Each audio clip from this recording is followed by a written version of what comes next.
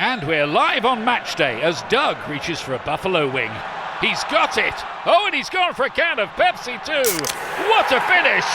There's no doubt about it. It just tastes better. Match days deserve Pepsi. Good morning. It's Monday, July 6, and this is the Brussels Playbook podcast.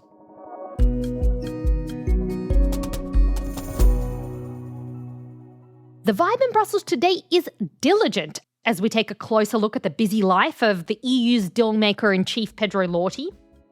Also on the pod, European Parliament President Roberta Metsola wants MEPs to vote on a child sexual abuse bill again, thanks to a very unusual procedure. And a Hungarian spy ring that was operating out of the country's permanent representation in Brussels was trying to recruit EU officials, according to some documents seen by our colleagues. I'm Zoya Sheftalovich, and with me today is our Chief Foreign Affairs correspondent, Nick Vinocur. Hey, Nick. Hey there. I'm really jealous of your French soccer team because the Australians got booted out from the World Cup, so now I'm really sad. No Socceroos. I know this is the moment every few years when I become totally French.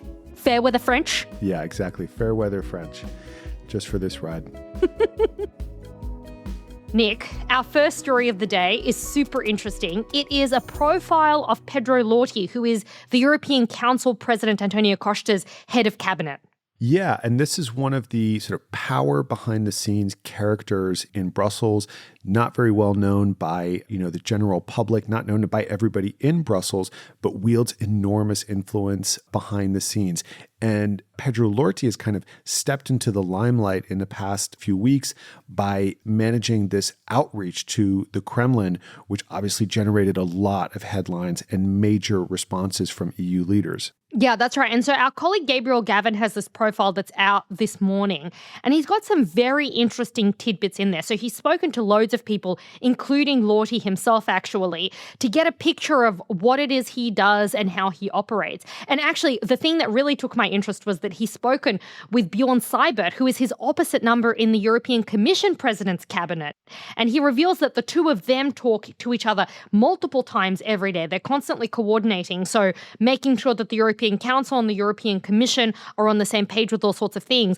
And then they'll go away to their respective bosses and to their various stakeholders and talk to those. And for Lourtie, that's the 27 EU ambassadors in town who he's constantly trying to corral ahead of these European Council summits. And he's doing that at these, they're called co-repair meetings. They're these meetings of the EU's ambassadors. So he's going to chat to them at those. He's making calls. I mean, there's a great anecdote in the story where Lourtie and Seibert are making calls from a car to inform everyone and get everyone on the same page when it comes to the peace talks that Donald Trump announced for the Ukraine war last year.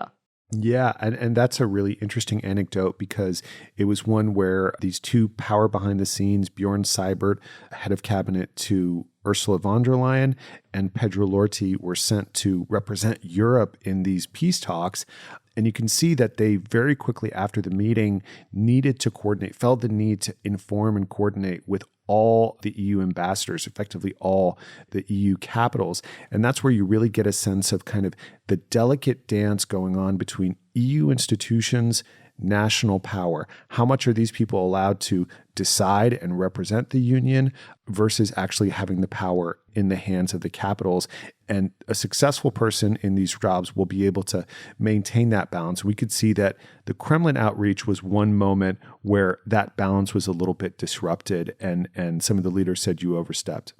Yeah, totally. And this was something that you and I picked up because we were both covering the summit, the European Council summit, where this explosive revelation had come out just ahead of it, and it derailed the whole thing. And it was interesting because António Costa has broadly been seen as a very popular European Council president, which you can't really say for all of his predecessors, because, for instance, Charles Michel, who is his direct predecessor, he did not have a good relationship with the European Commission. He did not have a good relationship with EU member countries. So he was kind of constantly getting into hot water for these sorts of things.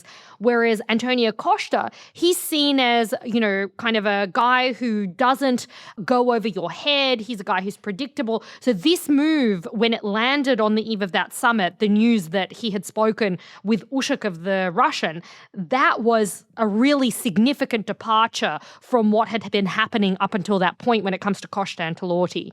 Yeah, and let's put it another way. I mean, Costa has been very consensual. He has done everything to keep people happy. He's kept the UCOs to one day. He's not spoken out of turn. But there is also an aspect of existing as the leader of an institution.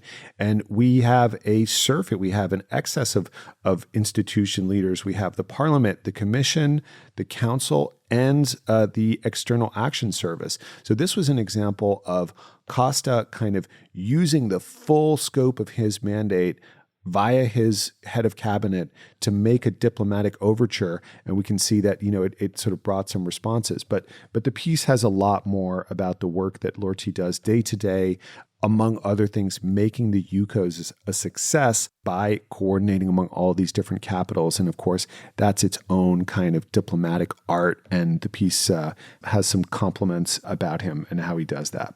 Yeah, worth a read.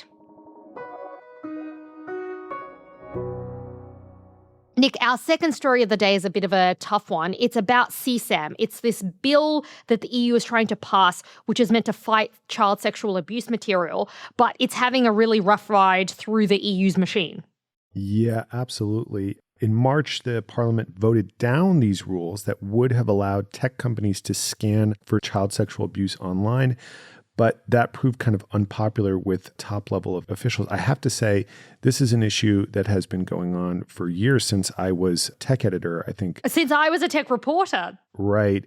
And it just kind of keeps coming back. Basically, governments pushing to be able to look for this material on platforms. And yeah, like WhatsApp and Telegram, those sorts of messaging channels. They want to be able to scan them to check if people are uploading this material. Right. And so it butts against first the opposition from the tech companies, but then also from the privacy advocates who say, well, you're going to kind of de facto scan our communications. It's definitely a moral conundrum there of what is the bigger social interest, right? Yeah, so now, the European Parliament President Roberta Metsola, I mean, we've already spoken about António Costa, we've spoken about Ursula von der Leyen, it's Metsola's turn.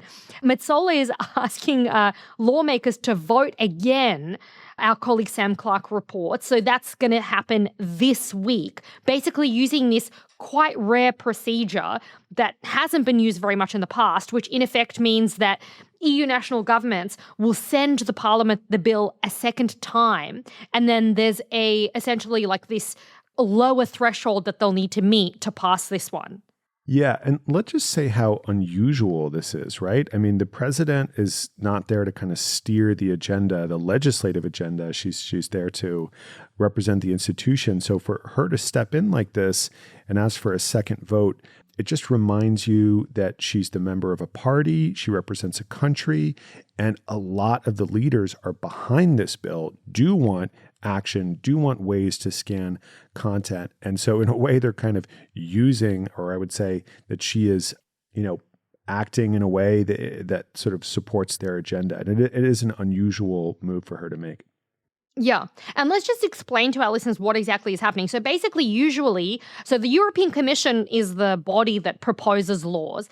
And then the European Council and the Parliament, they will produce their own kind of competing versions of the law. And the three of them will discuss this in what's called the trialogue in Brussels speak. It's a three-way meeting. And that then goes to a vote to the Parliament, and the European Council has to approve it, and so on it goes. But now this bill, which is the second version of this CSAM bill, that's coming directly from national governments within the council. So it's kind of this new way of putting it forward. And when the Parliament voted the bill down in March, it did so with 311 votes against. So that would not be enough because this bill is coming straight from the council. You would need 361 votes to vote it down. So the Parliament, the MEPs who are against this rule won't likely, unless there's more of them who join this side, they're unlikely to be able to kibosh it this time, right? Yeah, so this is kind of a power move from the council, you could say, with Metsola's cooperation here to make this happen. And obviously the lawmakers are annoyed. We have Raquel Garcia Hermida van der Walle, Dutch MEP from the Liberal Renew Party, saying that the EPP, Metsola's party, is clearly and actively undermining our position as parliament, close quotation marks. And Metsola's spokesperson has pushed back, saying that the issue was raised and asked for at a meeting of the heads of parliamentary groups, and no one objected to her making this move. Yeah, that's right. So in terms of the next steps, Nick, so the most likely kind of choreography is that Metsola is expected to file a formal request to hold this urgent vote on the bill today. And then tomorrow, lawmakers are going to vote on whether to do that. And then on Thursday, the whole plenary chamber would vote on the actual proposal. So this is kind of crunch week for this bill.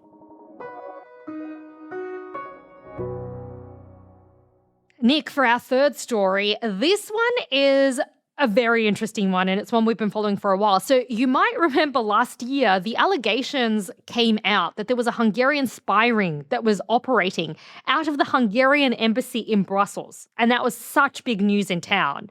And Piotr Serafin, the EU's anti-fraud commissioner, was tasked to investigate this thing.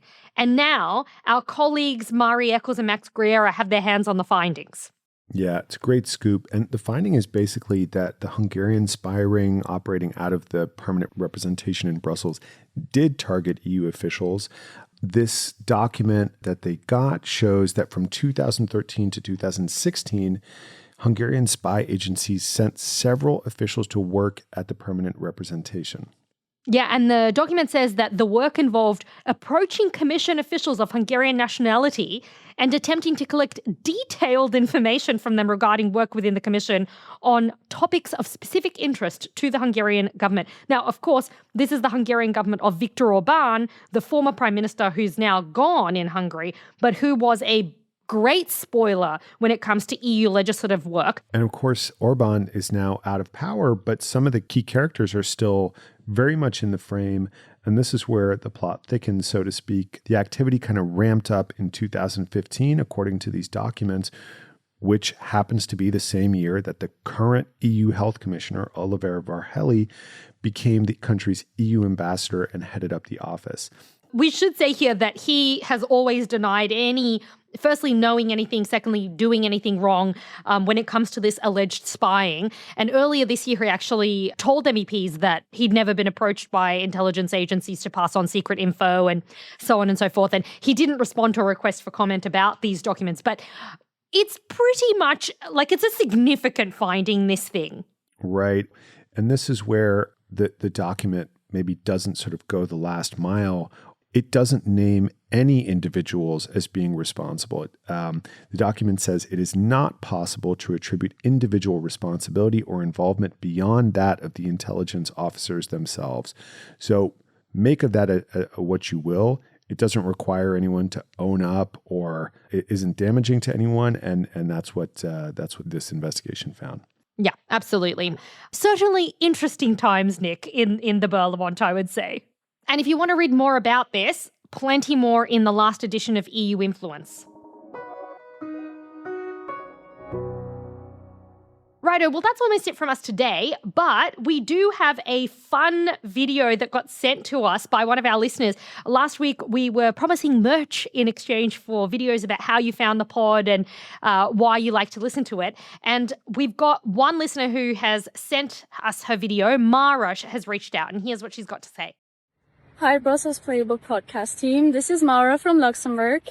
I first started listening to your podcast when I was living in Washington, D.C., because I felt like it was such a good way to keep up with what's going on at the EU. And now, even though I'm back in Europe, it's still part of my routine. I still listen to your podcast every single day on my way home from work. And my favorite episode, I would say, is any episode where you talk about the scooters in Brussels. That always gives me a very good laugh. Nick, look at you go, winning hearts and minds. I know. I'm blushing and beaming here behind the podcast mic. Well, Mara, congrats. You're about to get your hands on some goodies. And if anyone else out there wants some merch, let us know. Still time to get in the running. We've got plenty of tote bags. Nick, have you got a tote? I have more totes than I know what to do with. Total Yeah, exactly. No, I sort of have the philosophy that more tote bags is good, and always take tote bags whenever I can get, but now it's just getting a little out of hand. Well, bring some in and maybe we can give some more people some tote bags out in the Brussels podosphere. You know what's not one too many, though, is the Brussels Playbook podcast tote bag that we made for our live edition. That one is a collector's item and definitely staying. Yeah, you'd better not be giving that one away. Before we go, Nick, do you know our podcast producer, Saga, told me something super interesting today. She said that not everyone who listens to us on Apple Podcasts are subscribed to us. In fact, 9% just kind of ad hoc listen. So if you're one of those 9% out there, folks, click subscribe, why don't you? Then you'll get us every day. Yeah, like what's going on there? Let's get some commitment. Absolutely. If you like it, put a like on it. No, put a subscribe on it. Put a ring on it. Yeah. And in the podcast world, rings are subscribes. All right, folks. Speak to you tomorrow.